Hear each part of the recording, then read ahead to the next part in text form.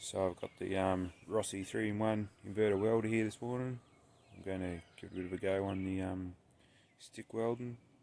I'm going to compare it a bit to the Sigwell 180 weld skill welder here. This is a really nice little welder here, so it's pretty good to as a benchmark to test it against. We're running off the generator this morning because I haven't got my 15 amp extension cord, so I've got 15 amp plug straight in, and we've just got a bit of scrap we're just going to weld on. Just going to run a few beads. I'm not a boiler maker or a welder by any means. I'm just a bit of a person who has a bit of a go, and that's more where this weld is going to be suited to. A boiler maker isn't going to buy this weld, obviously, so we'll try it out and see how we go. First thing I really noticed about it, I never took the leads out of the pack. I did. They're 1.5 meter leads. The earth clamp is very, very light. I don't enjoy this style of holder, but it is what it is. Whereas the weld skill clamps are heavier, proper welding torch, and they're 4 meter leads.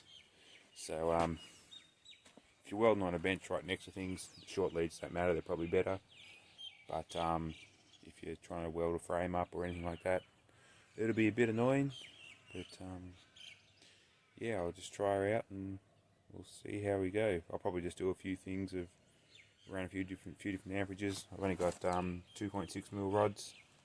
That's what I've got, so it'll be apples or apples, and we'll see how we go. Well, I did 3 runs with each welder. This was a Rossi, and this was the CIG welder. So it was 80 amps, 100 amps, 120. Obviously 120 is way too hot for this size steel and the size rods I've got, but I just wanted to try it out. Yeah, around the 100 amp they both seem to weld just as well as each other, I felt.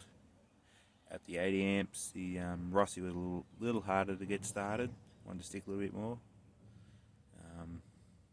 I'm not going to weld any joints at the moment because time will tell how the welder goes. I'm not sure how the duty cycle will go on the Rossi welder at around the 100 amps. I know the CIG one, I can weld around the 100 amps all day long and it doesn't want to overheat or anything, so that's something that's yet to be determined. But yeah, it does weld, and it wouldn't be my first choice as a stick welder, but if that's what I had, I'd be happy to weld with it, I think.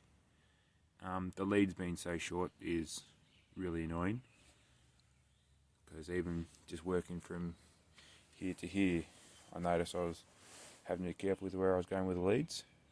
But other than that, the other annoying thing about this Rossi thing is the manual.